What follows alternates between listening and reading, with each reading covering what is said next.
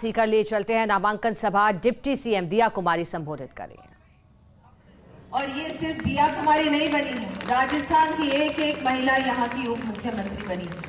तो हमारी जिम्मेदारी, और हम कैसे भूल सकते हैं 33% आरक्षण इससे पहले किसी प्रधानमंत्री ने नहीं दिया था, किसी ने हमारे बारे में सोचा भी नहीं था। तो माताएं बहनें, आप लोगों को अब अपनी शक्ति भी दिखानी और पूरी तरह से इस चुनाव में एक एक घर में जाकर वोट निकालने की जिम्मेदारी मैं, क्योंकि महिला हूं, तो मैं आज यहाँ इस मंच से आप लोगों को सौंपती हूँ कि आप सब लोग मिलकर एक एक घर, क्योंकि जब महिला ठान लेती है कि वोट भारतीय जनता पार्टी को जाएगा, तो घर में ऐसा कोई भी नहीं है जिसका वोट इधर उधर चले जाए। मानते हो कि नहीं मानते आप? है कि नहीं?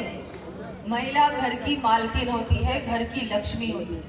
और मोदी जी ने जिस तरह से महिलाओं के लिए काम किया, मोदी जी ने कहा है कि इस देश में सिर्फ 4 जातियां हैं, किसान, महिला, युवा और गरीब। और हमारे प्रधानमंत्री जी जिस तरह से देश को एक विकसित भारत बनाने की ओर बढ़ रहे हैं, और राजस्थान में जिस तरह से सिर्फ 3 महीने हुए, 100 दिन पूरे हुए, लेकिन हमारे मुख्यमंत्री जी, मैं आपको इतना धन्यवाद देती हूँ कि ना केवल शेखावाटी में यमुना का पानी पहुंचाने का काम इन्होंने किया, इससे पहले बहुत बातें लोग करते थे, पार्टियों ने वादे किए, घोषणाएं की, लेकिन हमारे भजन लाल जी ने ये काम करके दिखाया।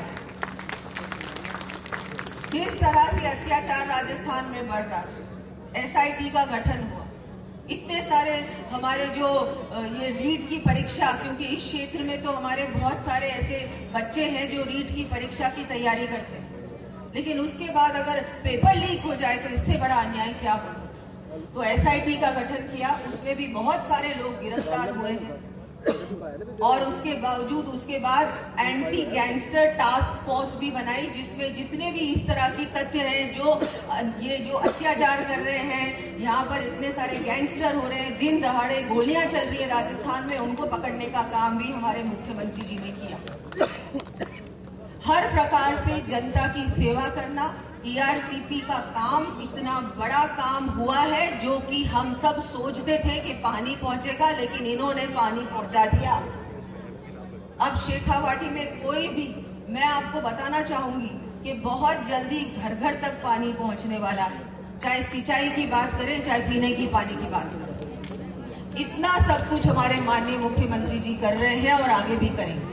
और वहां पर मोदी जी देश को एक मजबूत राष्ट्र बनाने का काम कर रहे हैं, एक विकसित राष्ट्र बनाने का काम कर रहे हैं। हम सभी की जिम्मेदारी है कि एक भी वोट घर पे ना रहे, और हम सब लोग मिलकर भारतीय जनता पार्टी के पक्ष में, हमारे प्रत्याशी स्वामी जी सुमेधानंद जी के पक्ष में भरपूर मतदान करें, और इनको पिछली बार से भी ज्यादा वोटों से जिताएं, और लोकसभा में अपनी सेवा करने का तीसरी बार हम अवसर प्रदान करें। मैं ज्यादा कुछ नहीं कहूंगी, क्योंकि अभी हमारे मुख्यमंत्री जी को आगे भी जाना है, तो मैं अपनी बात को यहीं पर समाप्त करती हूँ। पर आप सबसे निवेदन करती हूँ कि आप सबको मिलकर, इस बार आप सब लोग भी प्रत्याशी हैं, हमारे देश के अस्तित्व का चुनाव है।